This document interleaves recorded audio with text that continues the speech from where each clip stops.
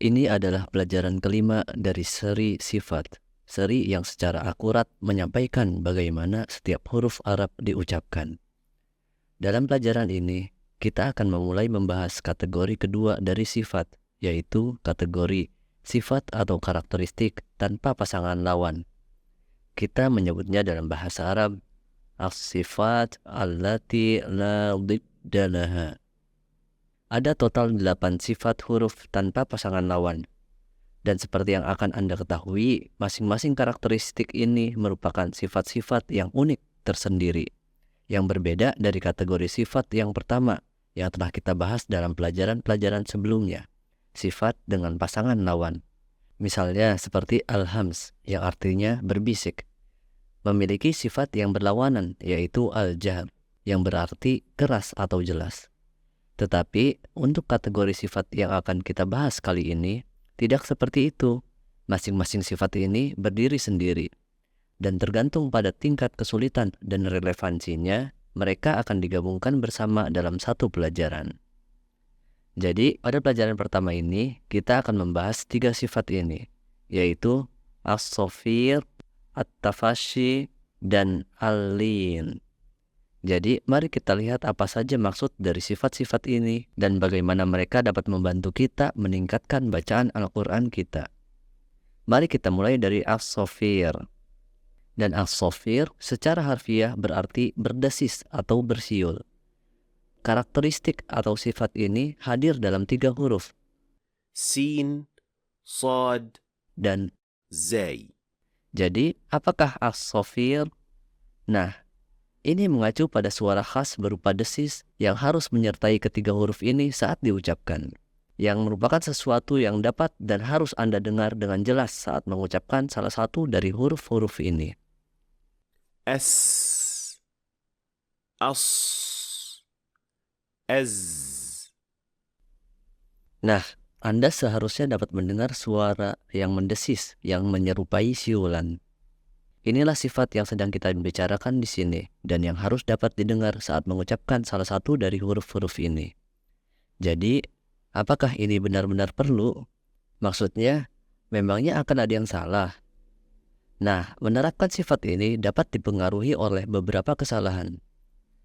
Yang pertama, suara desis atau siulan yang dihasilkan dari salah satu dari 3 huruf ini tidak boleh melibatkan gerakan bibir yang disengaja, karena melakukan hal ini akan mengubah bunyi huruf.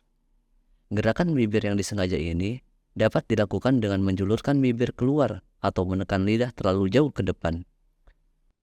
S, As, Az. Ataupun terlalu menekan lidah hingga ke gigi depan. S, As, Az. Dan ini merupakan kesalahan yang umum dilakukan beberapa pelajar ketika mencoba menunjukkan keadaan desis suatu huruf atau mengucapkan huruf dengan sedikit berlebihan. Yang kedua, bagi sebagian orang, melakukan bunyi desis terlalu lemah atau bahkan tidak terdengar. Dan ini merupakan kesalahan yang umum jika Anda tidak memperhatikan ketika mengucapkan huruf-huruf ini. يسمعون الصلاة يزكى. Sementara, ketajaman suara nada tinggi ini seharusnya jelas, namun tidak berlebihan pada saat yang bersamaan. يسمعون الصلاة يزكى. Jadi, ini adalah sifat pertama, as-safir. Sifat yang kedua adalah at-tafashi. Kata at-tafashi berarti menyebar atau berserakan. Dan kita menemukannya hanya dalam satu huruf, yaitu Shin. dan sifat ini secara akurat menggambarkan bagaimana suara menyebar ketika keluar dari mulut.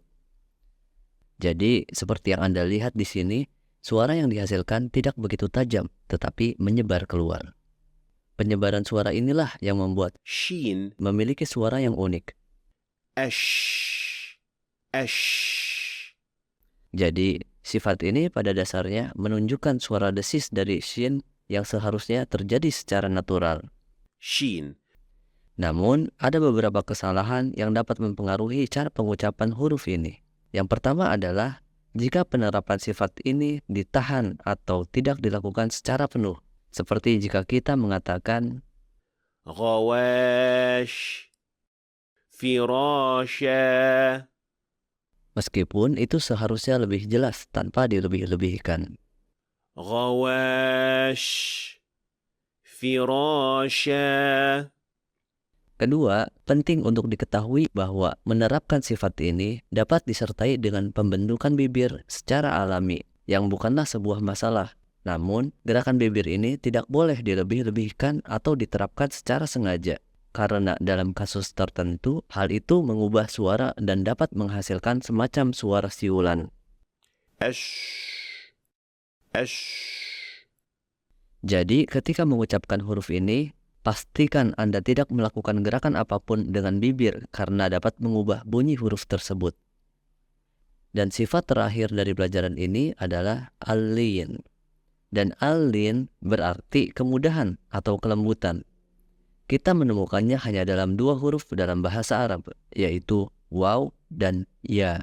Tetapi hanya jika didahului oleh fathah. Jadi, apa sebenarnya al-lin? Kita menyebutnya huruf lin. Tapi apa sebenarnya itu? Nah, kedua huruf ini memiliki sifat lembut dan mudah karena cara pengucapannya yang seharusnya terjadi dengan mudah dan lembut tanpa membebani lidah. Karena kedua bunyi ini memiliki ruang yang begitu luas untuk titik artikulasinya.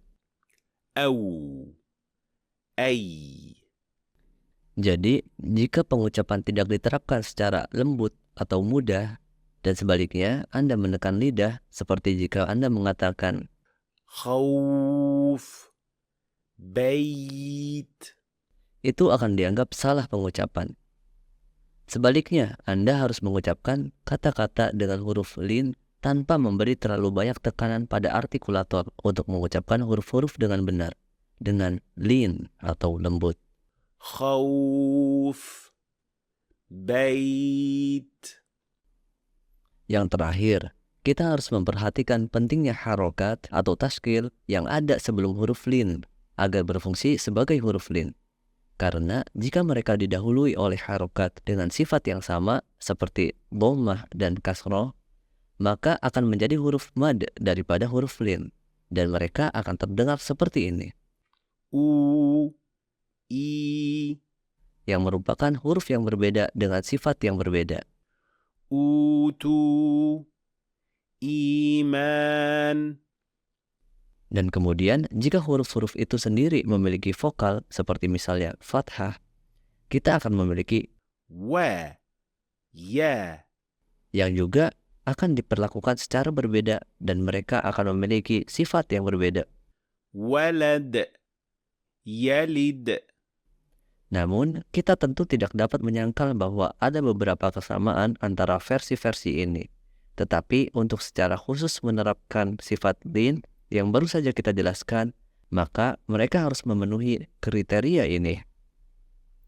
Jadi itulah as-safir, at-tafasyi, dan al-lin, 3 dari 8 sifat dalam pelajaran ini. Dan dalam pelajaran berikutnya, insya Allah kita akan membahas kelompok sifat lainnya untuk memperoleh lebih banyak detail dan wawasan tentang pelafalan huruf Arab. Jadi itulah akhir pelajaran kita hari ini. Semoga Anda mempelajari hal-hal yang baru. Jika suka dengan video ini, like, share supaya bisa berbagi ilmu dengan yang lain. Sampai berjumpa lain waktu, insya Allah.